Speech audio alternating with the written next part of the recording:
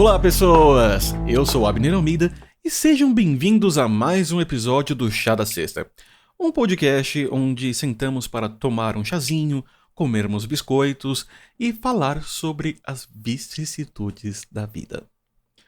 Hoje eu tô aqui com o meu chazinho Basilor, também é um chá de framboesa com chá preto e uma outra coisa de flor que eu não sei o nome, mas tá bem gostoso, é bem aromático. E aqui do meu lado eu tenho ela, a queridíssima Bibiana Virtuoso. Boa noite, Bibi. Ou bom dia, Boa se você tá ouvindo isso de noite, manhã, né? pessoal. Tudo bem? Eu já nem sei que dia é hoje, porque nós estamos gravando quinta-feira. E normalmente a gente grava na quarta, então eu fiquei um tempão me perguntando que dia da semana era. Mas está tudo bem, né? Dentro do possível, dentro das nossas limitações da pandemia, estamos indo. A gente tá vivo, né? Basicamente é isso que a gente tá. Ou seja, a grande vitória de 2021 e 2020, né? É bem isso. E a gente tá aqui nessa. Eu ia falar alto astral, energia, mas hoje a gente vai falar de um assunto até um pouco mais intimista com vocês, que é falar sobre. Bom, a gente tá cansado.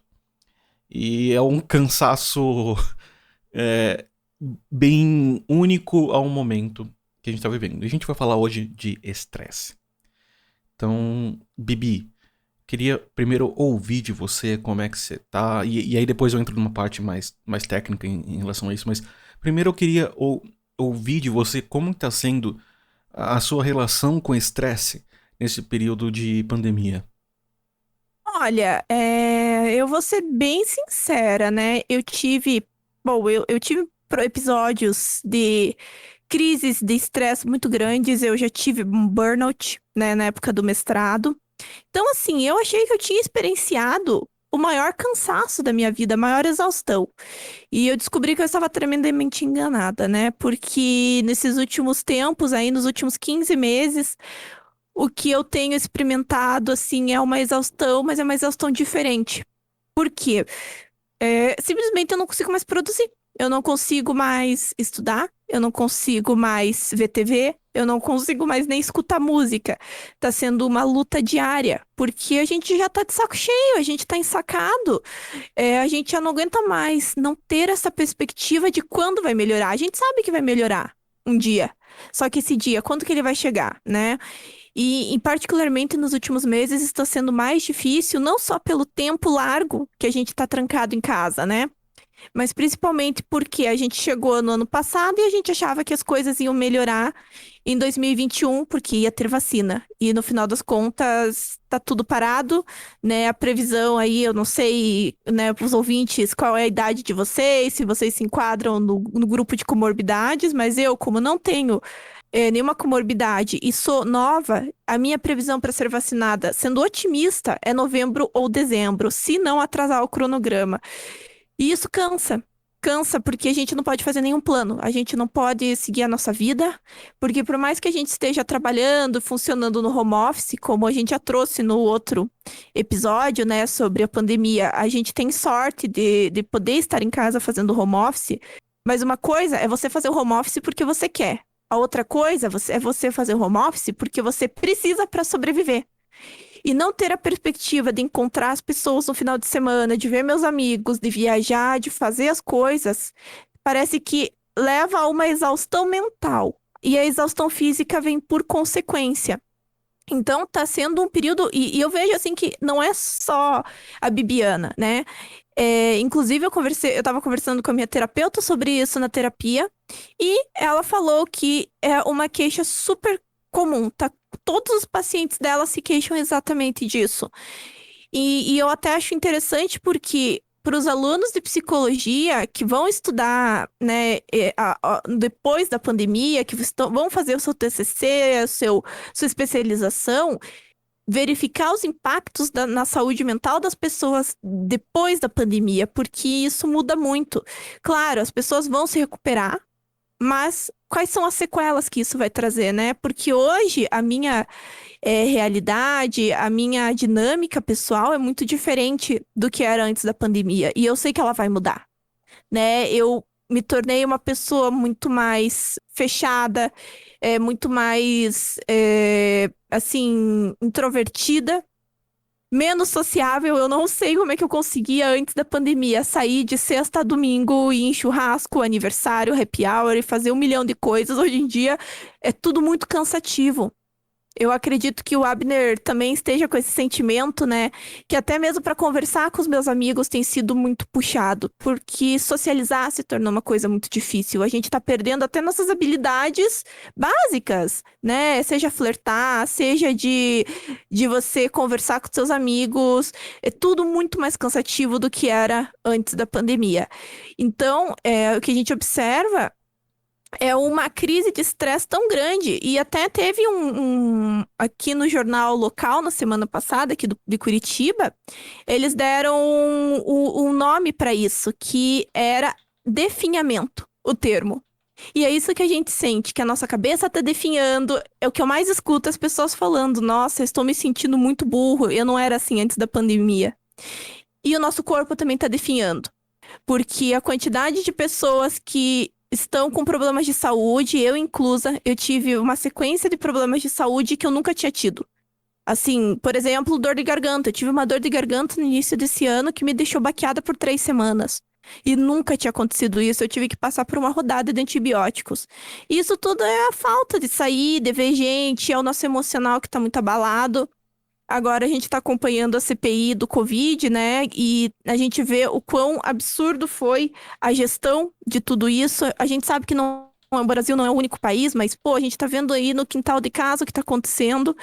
E tudo isso deixa a gente cansado, simplesmente. E às vezes, eu até coloquei no Twitter hoje, que alguém colocou assim, nossa, eu estou com preguiça de existir hoje. E eu tô mais ou menos assim, tem dias que a gente não tem vontade de sair da cama, e que tudo que a gente consegue é ficar olhando pro teto e pensando, poxa, mais um dia que vai vir. E é isso, né? É isso que se tornou a nossa vida nos últimos 15 meses. É, foi uma excelente introdução e posição, Bibi. Eu acho que só pra gente seguir com a discussão, eu queria entender de você, Bibi, como você definiria o estresse, só pra gente ter um ponto de partida pra conversa. O que você definiria que é o estado de estresse?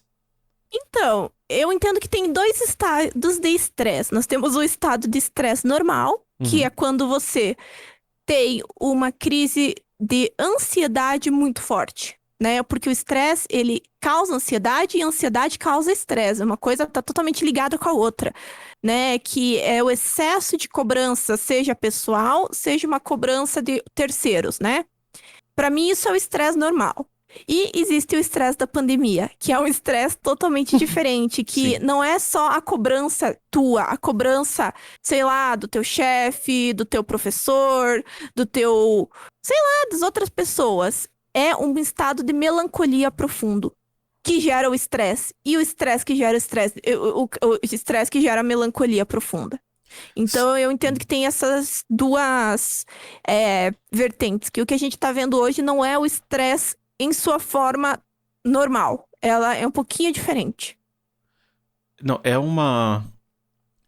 O que eu queria trazer, sim, isso foi uma boa colocação. A gente tem uma forma diferente de estresse, de fato, durante a pandemia.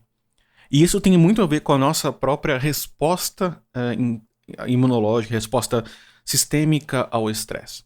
Então, pra gente voltar alguns passinhos e estruturar a jornada de como a gente chegou aqui, o estresse, ele é um termo que foi emprestado da física, lá no início do século passado, e ele define basicamente eu vou usar aqui uma definição mais acadêmica que ele diz o seguinte: é uma reação do organismo diante de situações ou muito difíceis ou muito excitantes que pode ocorrer em qualquer pessoa.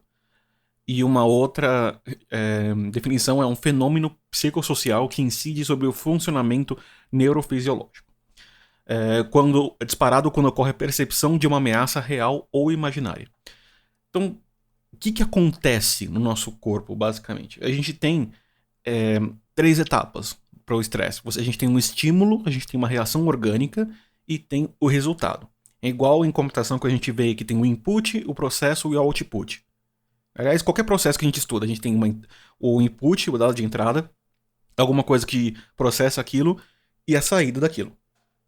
O estímulo estressor, ele pode ser uma coisa real, e ele surgiu como uma resposta adaptativa, nós, de seres humanos, para estarmos aptos a sobrevivermos. Então o estresse é importante para nossa sobrevivência. Então ele vai, na hora que nós temos um estímulo, vamos supor, lá, vamos voltar 100 mil anos atrás, quando o ser humaninho primitivo estava olhando o tigre, olhando para a cara dele. Naquele momento ele teria uma série de ativações neurofisiológicas que estariam deixando ele mais atento, deixando os músculos mais preparados, libera adrenalina no sangue, então a suprarrenal está ali trabalhando loucamente, liberando adrenalina, para que haja uma resposta ou de fugir ou de lutar. É a clássica resposta de luta ou fuga. E isso é uma resposta totalmente natural. Nossa. E isso é uma ativação que a gente faz no nosso corpo. E essa ativação é muito importante para várias funções. É essa ativação que nos permite prestar mais atenção em alguma coisa, essa ativação que permite um atleta, por exemplo, fazer uma prova, que permite um lutador aguentar toda uma luta com uma concentração muito específica. Então, o estado de ativação é uma coisa natural e é, em base, uma coisa positiva. Tá? Na essência inicial é uma coisa positiva termos essa ativação. Que isso nos permite fazer coisas e permite a nossa sobrevivência e adaptação. O grande problema é que, ou quando esse estímulo é muito forte, ele vem de uma vez, ou quando esse estímulo é muito contínuo. Ou seja, ele acontece e ele continua. Ele não cai. Ele não tem um momento de descanso. Se a gente pensar em condições normais, vamos supor que você trabalha num lugar que é um bom lugar, mas tem uma carga de estresse pela própria atividade que você exerce. Você vai ter um estresse funcional enquanto você resolve alguma coisa. Chega em casa, você descansa, joga seu videogame, come seu sushi e toca a vida. Então você tem momentos de descanso para a mente e para o corpo para se recuperar daquele estado de estresse. E isso é saudável. O problema é quando não se tem um momento de recuperação. E isso gera doenças adaptativas. Nosso corpo vai tentar reagir e vai falar, olha, lembra, para quem ouviu o episódio passado, eu citei o experimento do Seligman. Se não ouviu, retornem lá, porque é uma referência legal. E quando a gente não tem, a gente olha para a situação, não tem controle, não tem perspectiva de que aquilo vai mudar, não tem previsibilidade, não tem nada, a gente se entrega àquela situação que não está no nosso controle, então a gente está chegando num estágio onde a gente aceitou que não está na nossa mão resolver, o que está na nossa mão é ficar em casa, se cuidar, mas resolver a situação como um todo não está na nossa mão. E essa entrega deixou pra gente um estado contínuo de estresse. A gente não abaixa o nosso nível de estresse. Então o nosso corpo, ele vai começar a querer se adaptar a essa nova realidade. Ele vai falar, olha, já que não tenho como eu sair desse estímulo estressor, eu vou tentar fazer o que eu puder para sobreviver. Então, o sono está prejudicado, então aumenta a vontade de ingestão de açúcar, por exemplo.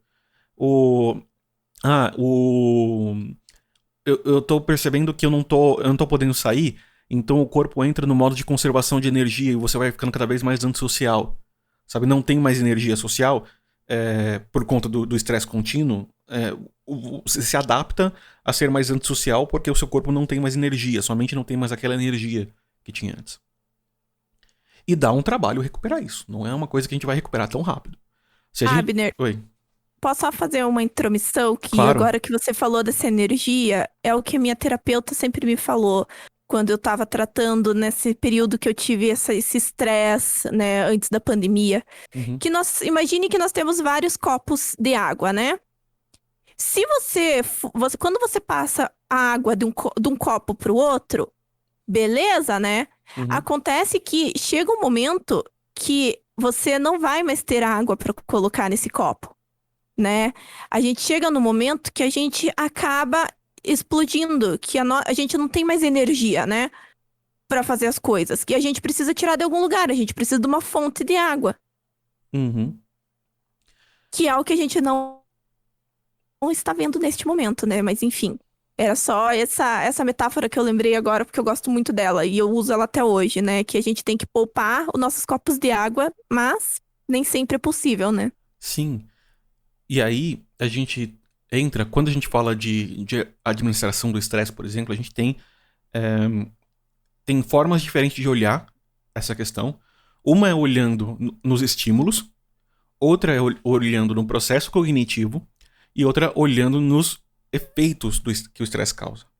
E quem vai poder te ajudar isso, se você está sentindo esse efeito, quem vai te ajudar é um terapeuta. E eu super recomendo, nem que seja online, aliás, preferencialmente online, quem tiver condições, é super recomendável ter um acompanhamento psicológico nesse momento, na frequência que você puder, da forma que você tiver condições, porque isso faz diferença na manutenção da saúde mental, no mínimo que for possível, durante esse período. E o que acontece? Quando a gente trabalha, olha assim, para o estresse como um todo, a gente fala de cognição, tem um exemplo muito interessante, não é legal, é um exemplo até meio pesado, mas interessante, que o professor deu numa aula da pós, que é o seguinte: imagina uma pessoa que sofre violência doméstica. E essa pessoa acaba não saindo daquela casa ou não denunciando o parceiro que cometeu aquela violência, ou que está cometendo aquela violência. O que a gente pode até pensar, por que essa pessoa não denuncia logo? Por que ela não vai à frente e fala? E aí a gente começa a olhar que dentro do processo cognitivo da pessoa tem outras coisas acontecendo. Por exemplo, ela pode olhar, ela vai pesar as situações. Ela vai falar: olha, o que é pior? Eu sair daqui e não ter pra onde morar, não ter o que comer, não ter vida? Ou eu sofrer tudo que eu tô sofrendo aqui, mas eu tenho um teto? Então, a cognição não quer dizer que esse processo está certo. Tá? Mas a cognição da pessoa vai medir os riscos e vai falar: olha, eu vou para esse. E o que acontece é que, mesmo numa situação dessa, é possível que o nível de estresse dessa pessoa esteja mais baixo do que outra que tivesse, por exemplo, uma segurança de poder sair daquela casa sem depender da pessoa que está cometendo esse tipo de violência. Não quer dizer que a pessoa está bem. Não, pelo contrário. Esse é um exemplo de como a cognição pode ser diferente, mas ainda assim, em determinados eventos, principalmente eventos traumáticos, o ideal é você tirar o estímulo estressor dali. Então, uma criança, por exemplo, que sofre bullying numa escola, se já falou com os pais, já falou com a direção, já falou com todo mundo que podia, não resolveu, o que você precisa fazer é tirar o estímulo estressor. Ou a outra criança que comete bullying sai daquela escola, ou muda a criança que está sofrendo bullying de escola. Porque se deixar ela ali e tentar deixar rolar, falar, se vira, bate de volta que para, você não vai estar criando uma psique saudável ali. E o que está acontecendo agora é mais ou menos isso. A gente tem um estímulo estressor muito claro. Aliás, não a gente tem vários estímulos estressores, porque não só estamos vivendo uma pandemia, como estamos vivendo uma pandemia no Brasil. No governo Bolsonaro. E tudo isso... Quando a gente acha que tava ruim... E a gente olha, tem a CPI, tá interessante ver a CPI, sim, mas ainda assim a CPI estressa a gente. Porque a gente tá vendo uma discussão sobre vidas ali também. A gente tá vendo as notícias, a gente tá vendo tudo que tá acontecendo. Então a gente tem um estímulo estressor bem orientado. Mesmo que vai falar, mas eu apoio o Bolsonaro. Beleza, mas você tá se sentindo em paz com tudo que tá acontecendo? Até quem apoia Bolsonaro, assim, quem não apoia Bolsonaro tá apanhando, quem apoia Bolsonaro tá apanhando, tá todo mundo apanhando.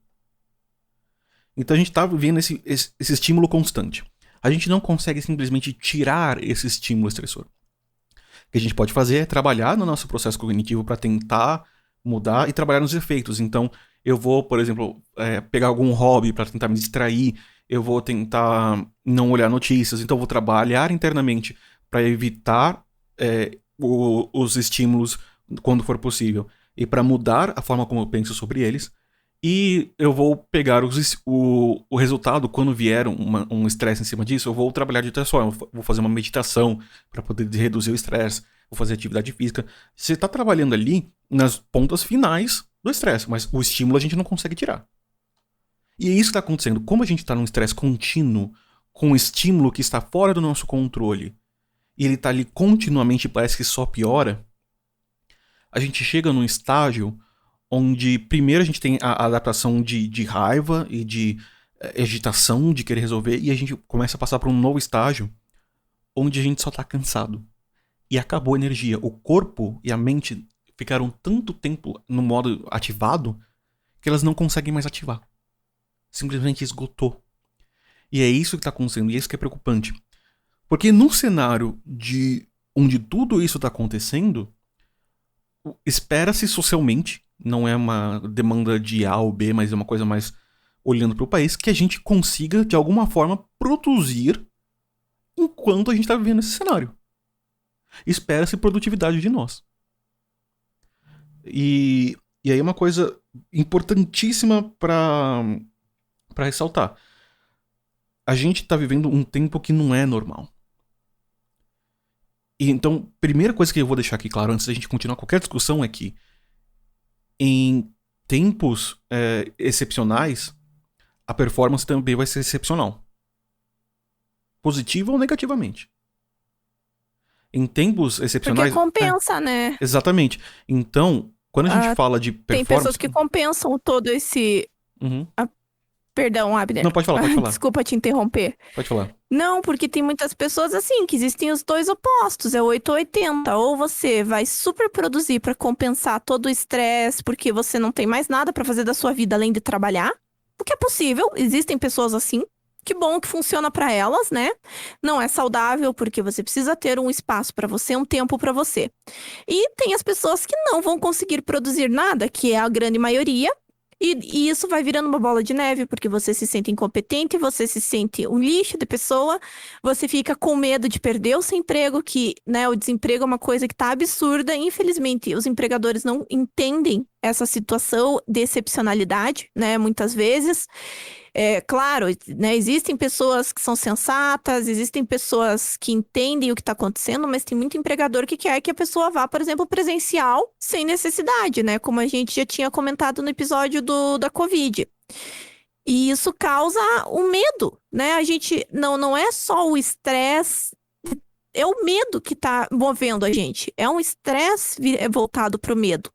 E é um medo agora não só de se sentir ruim nas coisas que faz, de falhar, mas você tem medo de morrer. E como que a gente consegue acordar todo dia e trabalhar, escutando que tem conhecido que está morrendo, né? Que conhecido que morreu, amigo dos meus pais, amigo do fulano, do ciclano, que faleceram de Covid, e você, não tem uma pessoa que consiga sentar e produzir normalmente. Não existe isso. Porque você vai entrar, ou você entra no modo automático, robô, né, meio tipo, não, vou me alienar trabalhando, ou você vai simplesmente sentar na frente do teu computador e ter vontade de chorar porque as coisas não vêm, né? As tarefas simples do dia a dia se tornam muito mais complexas. E até sobre isso, é importante falar que uma coisa que todo mundo tá reclamando, isso não é a Bibiana falando, isso aqui é o meu Twitter, tá, gente? Que o meu Twitter é a minha grande... É onde eu observo todas as atividades sociais e antropológicas, né? Ao meu redor. E todo mundo fala, uma coisa que antes eu levava, sei lá, 1 hora pra fazer, eu levo 4, 5 horas. Se eu consigo fazer, né? Que já é muita coisa. Sim. Isso é um fator muito importante a ser considerado, então eu quero deixar um recado aqui pra você, ouvinte. Se você tá se sentindo mal porque não tá conseguindo produzir como antes, não se sinta mal, tá? Não deveria ser esperado de ninguém produzir a mesma coisa, ou até mais, do que quando as coisas estavam bem. Relativamente bem falando, né? Eu não posso falar que o Brasil tava maravilhoso e lindo antes da pandemia. Tinha outros seus problemas, mas não eram os problemas que a gente vive hoje. Então não dá pra esperar a mesma performance que tinha ontem. E a primeira pessoa que precisa tomar a ciência disso é você mesmo, nós mesmos, né? O indivíduo precisa tomar essa consciência. Porque o que acontece? Lembra que esse processo de estresse, ativação, acontece com um estímulo de estressor que gera essa resposta de luta ou fuga. Só que isso não necessariamente é um estímulo sensível, um estímulo visual, um estímulo auditivo, por exemplo, no dia a dia. Pode ser um estímulo completamente psicológico.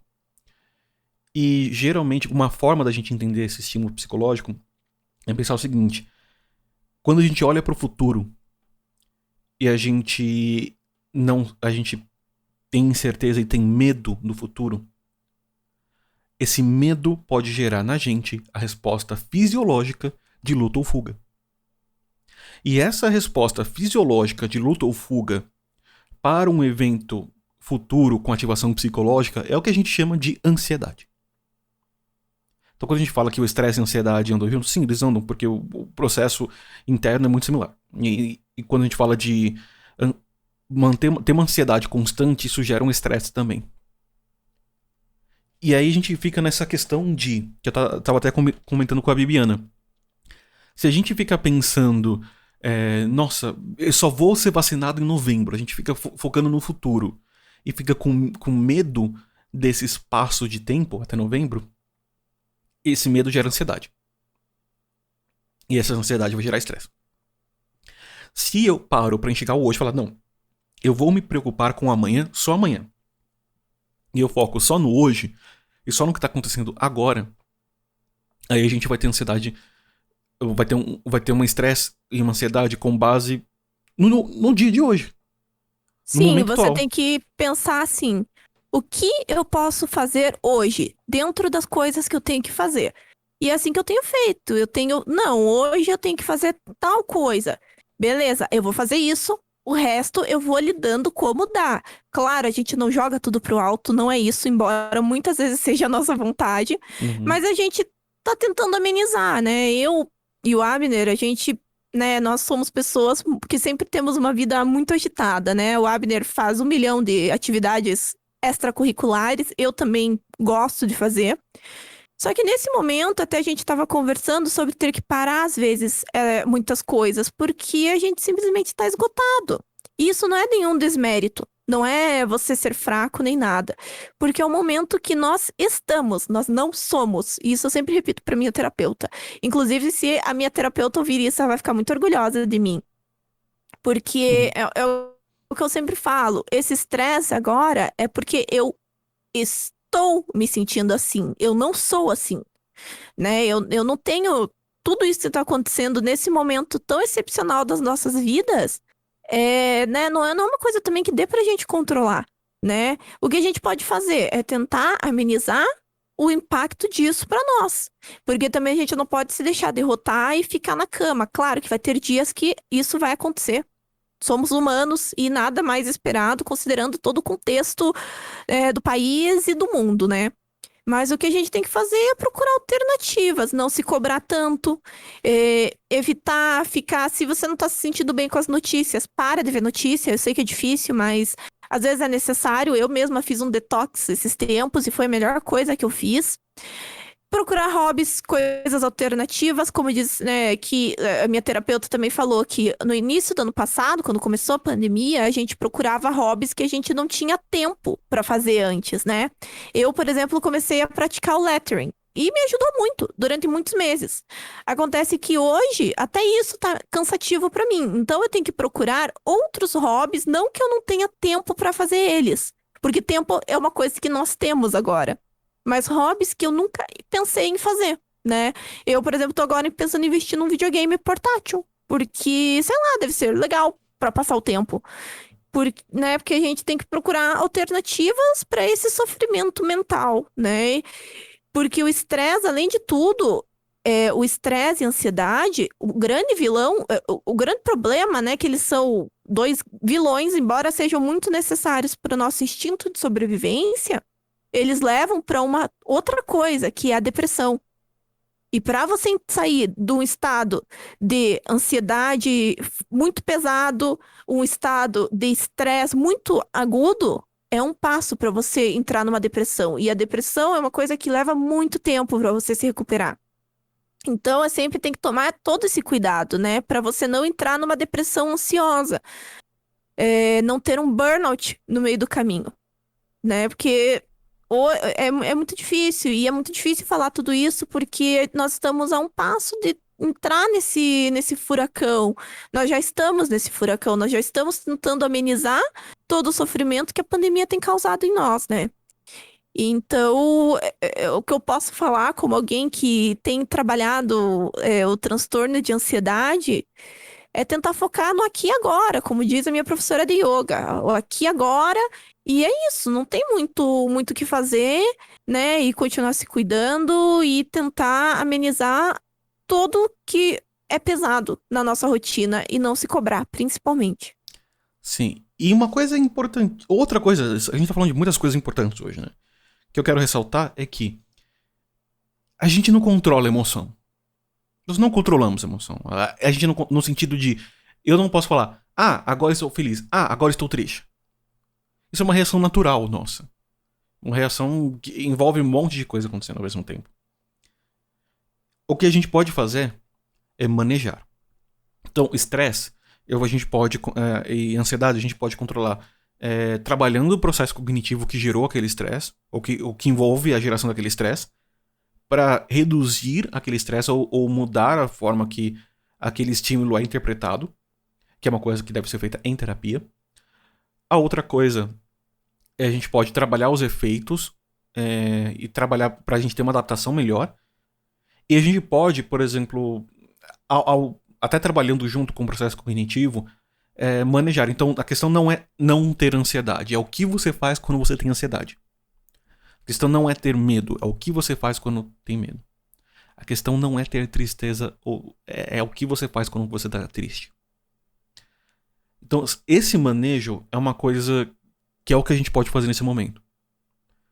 E não é momento de se culpar. Não é momento de falar, eu não sou eu mesmo. Porque a gente não tá... Se a gente falar, nossa, eu tô triste porque eu não tô me sentindo eu mesmo, é só você olhar em volta e falar, o mundo não é o mesmo.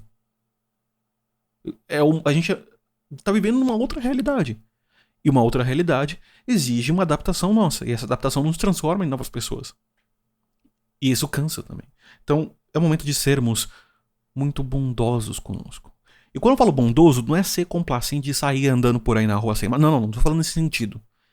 Não tô falando pra você ignorar os alertas, ignorar as medidas sanitárias, não. É muito mais... Seja complacente, seja bondoso consigo ao entender as suas emoções. Não só fora da pandemia, mas principalmente nesse momento. É aceitar as emoções e falar, olha, eu tô triste, por que eu tô triste? É entender o que tá por trás. Entender, às vezes, o que tá gerando o nosso medo, o que tá gerando a nossa ansiedade, o que tá gerando o nosso estresse. E com isso, manejar as nossas reações, manejar o nosso momento, até que venha um momento fortuito onde a nova realidade se apresentará. E se a gente tivesse... Se a pandemia acabar hoje, sabe? Amanhã... Hoje, 23h59 tem pandemia. Amanhã, meia-noite em ponto, não existe mais pandemia. A gente não vai estar feliz amanhã. Deus te ouça. Mas aí que tá, se acontecer isso, a gente não vai estar feliz amanhã. Que a gente vai... Sim, porque a gente tem que manejar Exatamente. a destruição do tsunami. Não é do dia pro outro que vai acabar e vai melhorar. Sim, a gente vai viver um novo processo adaptativo.